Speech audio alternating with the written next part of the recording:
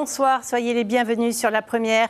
À la une de l'actualité de ce mercredi 26 juin, la commune de Faaa contrainte de régulariser la situation de sa décharge municipale. Elle a 6 mois pour obtenir l'autorisation du pays où elle devra s'acquitter d'une astreinte de 150 000 francs par jour. Plus que 2 jours avant le premier tour des législatives anticipées, nous vous présenterons les 4 candidats de la première circonscription. 2 d'entre eux sont sur notre plateau ce soir. James O tout d'abord pour le Rassemblement national et Jackie Briand pour Hey Oura, les Verts.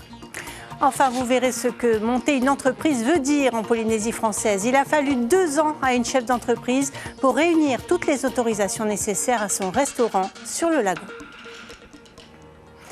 La commune de Faaa sommet de régulariser la situation de sa décharge municipale. La décision du tribunal administratif est tombée ce mardi.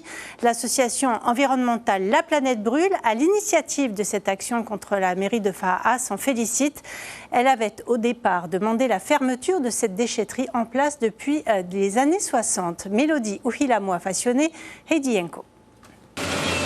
Dans les hauteurs de Faaa, la décharge de Mumuvai s'étend sur un peu plus de 5 hectares, dans 2000 mètres carrés pour la zone d'exploitation. Les déchets à l'entrée sont contrôlés selon le directeur de l'environnement de la commune, catégorie, tonnage et leur destination finale. Vous avez un conteneur qui est mis à disposition de ceux qui arrivent sur la décharge pour mettre tous les déchets électroniques et électriques et informatiques. Vous avez des bornes à huile de l'autre côté, les huiles dangereuses, les batteries et les piles. Tous ces déchets-là ne sont pas enfouis, ils sont acheminés ensuite par convention avec Eufenouama pour être remis dans les filières de traitement. Une réorganisation, une mise aux normes entamée il y a 3 ans avec l'intervention d'experts. Le tribunal administratif, dans sa décision ce mardi, somme la commune de faire une demande d'autorisation auprès du pays au titre des sites classés, et cela dans les 6 mois. Nous poursuivrons l'activité de la décharge et nous ferons la démarche maintenant, qui est déjà commencée auprès de la direction de l'environnement, pour qu'on ait une décharge dans les règles. Il y a un rapport qui a été fait par des experts et qui démontre qu'il n'y a pas de pollution de la nappe phréatique. Nous avons eu, pendant les aménagements réalisés pour suivre les recommandations des différents experts qui sont venus nous voir, on a eu des débordements de lixivia suite à ces aménagements. Aujourd'hui, depuis 2 ans, tout ça est sous contrôle. Cette décision est une demi-victoire pour l'association qui déclare vouloir susciter une prise de conscience générale sur la gestion des déchets. Il commence par la commune la plus peuplée de Tahiti et encourage le tri des déchets. Les techniciens le disent qu'il y a d'autres options, et des options plus intéressantes que celles qui sont pratiquées depuis toujours finalement, c'est-à-dire l'enfouissement, surtout dans cette zone-là, avec des habitations non loin, des effluents. Et puis le volume de déchets est une problématique. En 2018, 18 000 tonnes de déchets ont atterri à Mumuvai. En 2023, la commune de Faaa a relevé 4 000 tonnes en moins. Une avancée dans l'affaire de meurtre présumé à Tapuna, survenue la semaine dernière. Une interpellation a eu lieu. Un homme est en garde à vue depuis hier. L'enquête continue. La politique maintenant avec notre page consacrée aux législatives.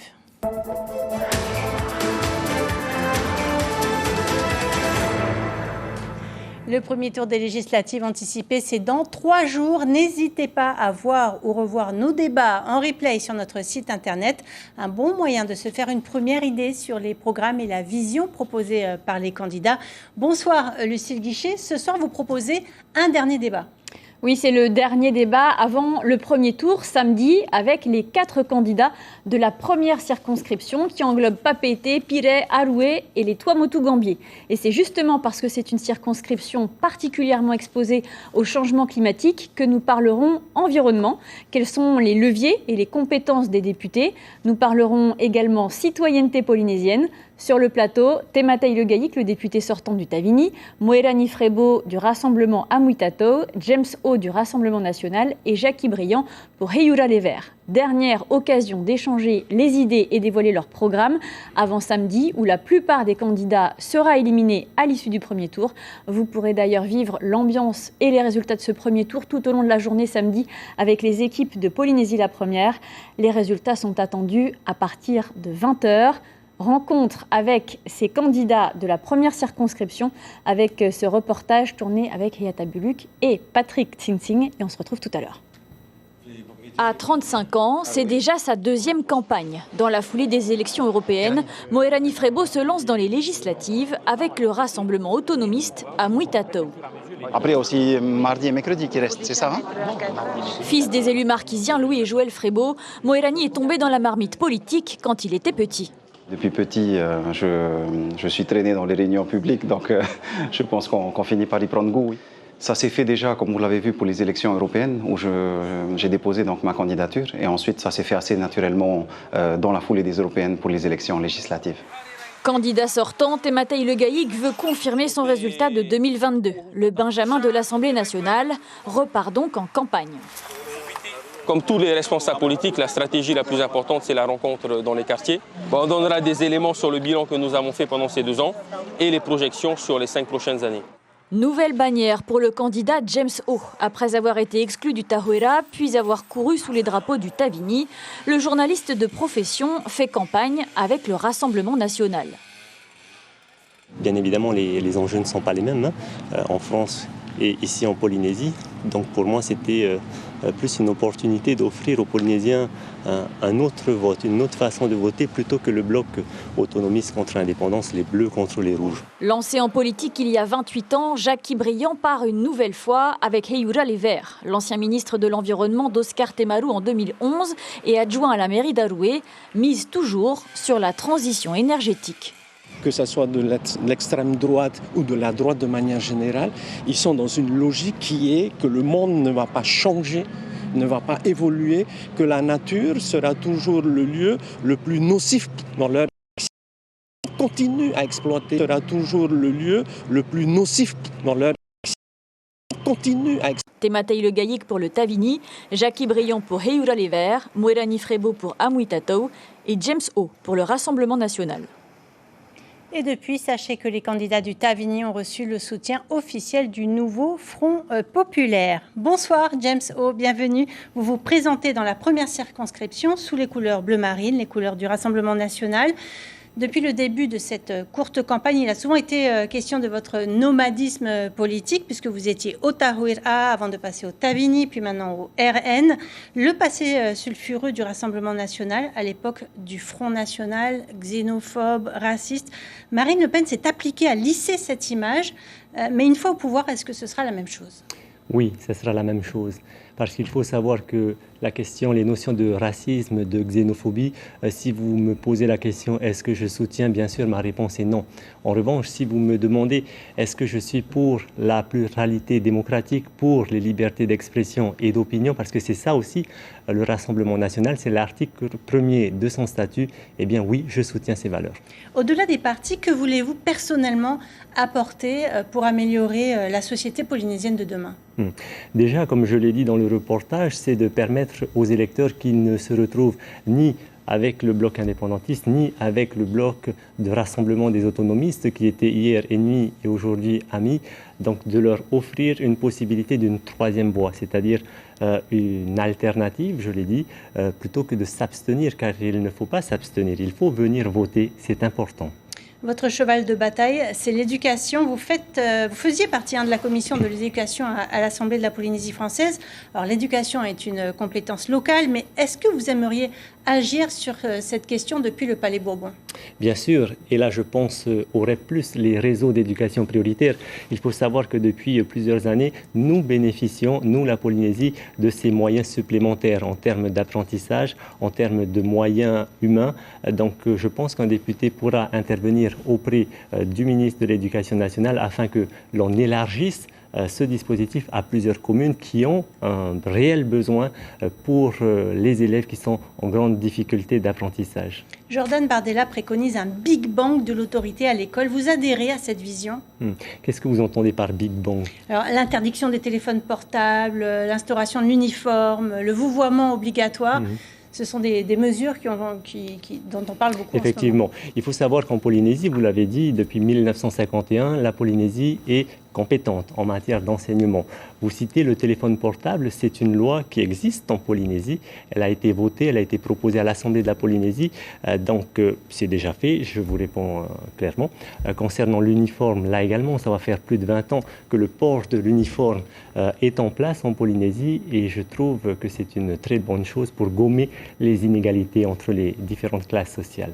L'Université de la Mer fait partie de vos projets localement au RN. En quoi serait-il différent du Centre des métiers de la mer et des filières de recherche déjà existantes à l'université? Alors là, on parle d'un campus, d'un super campus où l'on enseignerait tout ce qui est en lien avec la mer. Parce que vous savez, nous vivons dans un territoire insulaire où nous sommes entourés d'océans, de lagons. Donc il est impensable que l'on ne puisse pas développer des filières professionnalisantes en lien avec la mer. Et ça me donne l'occasion de rebondir avant d'arriver à ce projet, parce qu'il faut des études, il faut des financements. Je regrette que le gouvernement ait décidé d'annuler le projet de lycée professionnel de campus sur l'île de Moorea, parce que c'est un réel besoin.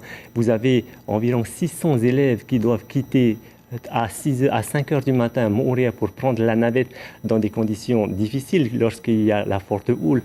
Donc c'était...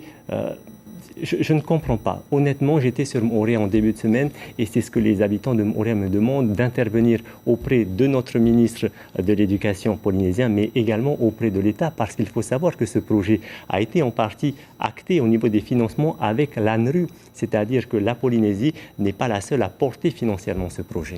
Alors, le Rassemblement national est en tête des sondages dans l'Hexagone. Aujourd'hui, Éric Minardi, votre patron au plan local, se demande comment nos députés feront pour faire voter des projets intéressants en Polynésie, s'ils siègent à gauche ou au centre. Vous pensez que c'est un argument qui peut toucher l'électeur polynésien? En tout cas, c'est une réalité si belle. Vous savez, j'ai été représentant à l'Assemblée de 2018 à 2023 et j'ai siégé depuis le début jusqu'à la fin de ma mandature au sein de l'opposition. Et lorsque vous êtes dans la minorité, c'est très compliqué, voire impossible de faire passer vos idées, de proposer vos lois ou vos délibérations dès lors que la majorité... C'est les députés d'Avigny qui sont à l'aise dans l'opposition. Leurs propos n'engagent qu'eux. Mais moi, je parle par expérience. Sur les 5 années où j'ai été à l'Assemblée au sein de la minorité, c'est très compliqué. Or, là, ce qui s'offre à nous, c'est d'avoir 2 députés au sein de la majorité en métropole à l'Assemblée nationale. Et Le Gaïc le disait sur une radio concurrente, c'est plus facile d'avoir un réseau pour faire passer les dossiers. Là, je propose d'avoir une entrée au sein de la majorité pour porter les dossiers polynésiens. Au plan local, vous avez des propositions qu'on n'a pas retrouvées dans le programme de Jordan Bardella. Pour l'instant, pour les Outre-mer, il souhaite créer un ministère d'État chargé d'assurer le retour de l'État. Vous en savez un peu plus? Alors, il s'agirait d'un ministère de plein exercice. C'est-à-dire que depuis plusieurs années maintenant, nous avons un secrétaire d'État chargé des Outre-mer, qui est rattaché au Premier ministre. Je tiens à rappeler qu'en 2017, tous les Outre-mer, à l'exception du bassin Pacifique, ont voté pour Marine Le Pen. C'était pour moi, d'après mon analyse, un cri à l'aide, un cri de détresse de tous les Outre-mer. Mais Emmanuel Macron n'a pas été sensible à cet appel des Outre-mer. Il a continué à nommer un ministre d'État, un délégué, un secrétaire d'État chargé de l'Outre-mer, quand bien même tous les élus parlementaires, députés et sénateurs en France, originaires d'outre-mer, ont demandé instamment au président de nommer un ultramarin, car seul un ultramarin peut comprendre les spécificités des outre-mer. Merci beaucoup. Merci. James O d'avoir accepté d'échanger avec nous. James O qui sera sur le plateau de Lucille Guichet tout à l'heure pour débattre avec les autres candidats de la première circonscription. Hier soir, vous avez pu assister au débat de la deuxième circonscription. Parmi les invités, le député sortant Steve Chailloux. Je vous propose de l'écouter à propos de son rôle de député. Je rejoins Mme Nicole Sanquer. Nous avons été tous les deux députés, donc nous savons de quoi nous parlons. Ce qui compte principalement, au-delà du fait de siéger dans un groupe majoritaire ou non majoritaire, au centre, à gauche, etc., c'est d'abord la pugnacité de l'élu, la pugnacité du député. Nous avons fait la démonstration. Moi, par exemple, j'ai réussi à trouver une majorité pour faire voter ce texte de loi qui, je pense, va venir encore soutenir le combat que je mène personnellement pour la valorisation des langues régionales. Mais vraiment, le plus important, c'est la pugnacité, la ténacité du député d'aller rencontrer effectivement les ministères, d'aller rencontrer les ministres, de faire ce travail de lobbying, de jouer un petit peu ce rôle aussi de courroie de transmission entre le Parlement français et aussi l'exécutif local et le Parlement local, l'Assemblée de la Polynésie. Cette jonction, cette articulation-là, elle est centrale parce qu'il est très important qu'un député ne soit pas un député qui ne soit pas ancré.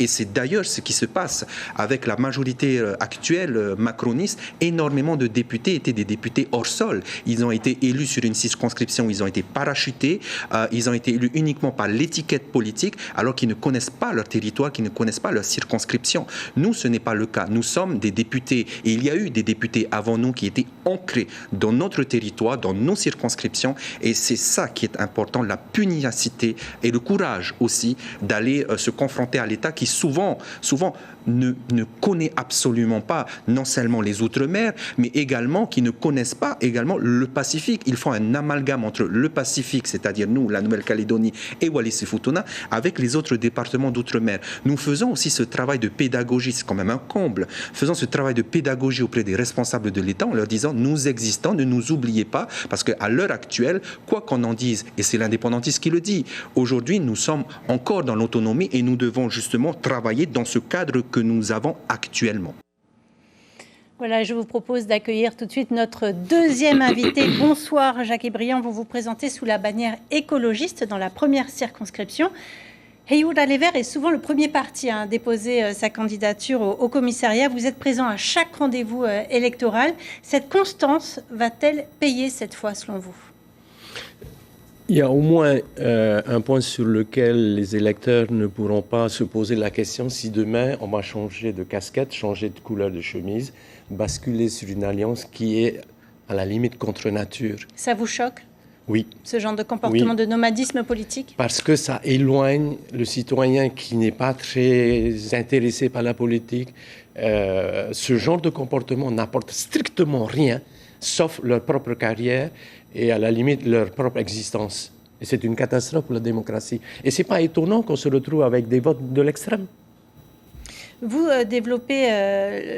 vous parlez du développement soutenable, plutôt que le développement durable. Quelle est la différence ?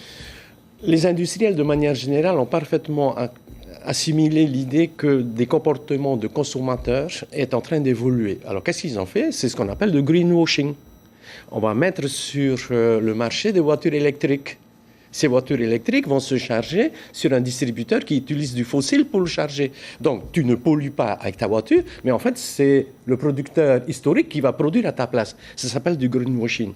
La deuxième chose, c'est que les émanations de ces gaz ont porté aujourd'hui, et à part quelques climato-sceptiques, l'ensemble de la communauté scientifique sur l'augmentation par les émissions de gaz à effet de serre, de la chaleur.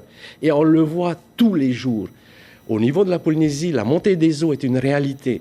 Et donc, la question de se poser, est-ce que ce modèle économique est encore soutenable ? On se rend bien compte que ce n'est pas possible. On y bat droit dans le mur. Votre vision, c'est finalement de verdir chaque décision ? Non, c'est simplement de dire la fin d'un monde, ce monde qui est là, il est fini par l'épuisement des ressources. Donc, le projet d'une transition, ça veut dire qu'il faut de la formation, il faut revoir les constructions de nos maisons, il faut revoir... Ça veut dire qu'on va créer une dynamique économique avec des emplois, mais ça nécessite une transition et mettre énormément d'argent sur des fonds qui existent aujourd'hui, mais qui sont déployés... Vous faites allusion au fonds vert de... Il y a le fonds vert. Le FED, par exemple, n'a pas toujours été utilisé, enfin le Fonds européen de développement, n'a pas toujours été utilisé pour l'eau, l'eau usée ou le traitement des eaux. Ça a été utilisé pour le tourisme, ça a été utilisé pour faire des routes. Aujourd'hui, ce fonds pour nous, dans le fonds dont tu fais allusion, c'est de construire une démarche dans laquelle l'éducation, la formation pour le développement des énergies de transition et notamment l'énergie thermique de mer, il faut mettre de l'argent pour que ces jeunes, à la sortie, puissent trouver un travail chez nous. Rapidement, James O, candidat du RN, voit le Rassemblement national comme une alternative au débat autonomie-indépendance. Vous aussi, vous voulez vous éloigner de ce débat ? Positionner le RN qui est à l'extrême droite comme une alternance, c'est se foutre de la tête des gens qui nous regardent. Ça n'existe pas, ça. L'extrême droite est un mouvement qui a trahi ses propres électeurs. Regardez ce que Meloni a fait. Elle a régularisé 450 000 parce qu'elle ne peut pas faire autrement. Regardez ce que Boris Johnson a fait. Il a tout simplement viré l'ensemble des immigrés avant de les récupérer parce qu'il a l'économie de son pays. Donc, c'est une illusion de croire que ça va être l'alternance. Merci beaucoup. C'est déjà terminé pour nous. Merci pour les 3 minutes. Merci beaucoup, Jackie Briand, d'avoir été avec nous ce soir. Cette information pratique, à présent, la majorité des bureaux de vote des 48 communes seront ouverts de 8h à 18h samedi. Mais vous pouvez le voir, certaines communes ont prévu de fermer 1 heure plus tard. Quant à Punaouia et Fa'a, elles fermeront à 20h. Et voilà qui referme notre page consacrée aux législatives.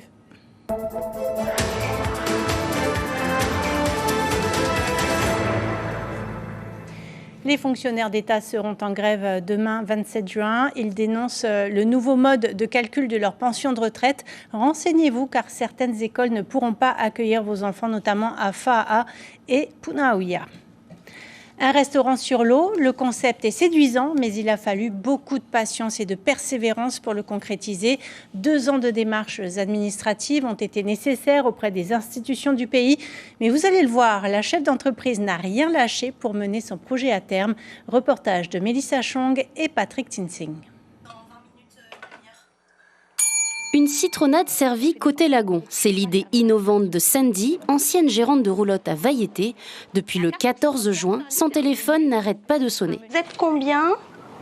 Alors, on est 10. Ok, super. À midi ? Sa promesse, vivre une expérience culinaire au milieu du lagon bleu turquoise de Punaouia. Persévérante et courageuse, la chef d'entreprise s'est battue contre vents et marées. Elle a essuyé 2 ans de procédures administratives pour que naisse son enseigne flottante. Il a fallu présenter le projet au port autonome, à la mairie, au service maritime, à la DEPAM, à l'urbanisme. Donc beaucoup de paperasse pour avoir des autorisations justement, pour pouvoir justement après obtenir un financement auprès de la banque. Sandy emploie 5 salariés à temps complet qui se partagent les tâches dans cette cuisine de 12 mètres carrés. Mais pour assurer le service, il vaut mieux avoir le pied marin.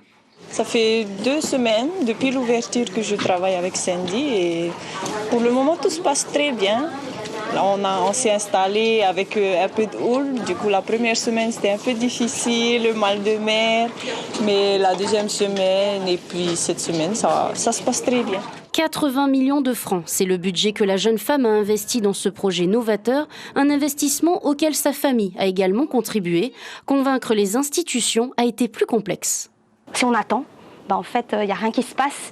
Et du coup, je suis tout le temps allée toquer aux portes. Est-ce que vous avez reçu mon mail ? Est-ce que je peux avoir ci ? Est-ce que je peux avoir ça ? Et voilà. Et en fait, c'est suivre en permanence son dossier partout, dans tous les bureaux. Moi, j'ai mis toute ma vie dedans. Si le parcours a été semé d'embûches, Sandy se concentre désormais sur l'avenir. Prochainement, elle proposera de nouvelles prestations aquatiques à ses clients. On arrive au terme de cette édition. Je vous en rappelle l'information principale. Le tribunal administratif a tranché. La commune de Fa'a est sommée de régulariser la situation de sa décharge municipale Moumouvaï. L'association environnementale La Planète Brûle, à l'initiative de cette action contre la mairie de Fa'a, se félicite de cette première étape judiciaire. Au programme de votre soirée sur la première, le dernier débat des législatives avant le premier tour samedi, puis un documentaire sur la culture maya. À la une de Tahiti Info demain, comment les Vahinés se sont imposés dans le surf. Voilà pour les informations de ce mercredi. Passez une excellente soirée sur la première et à demain.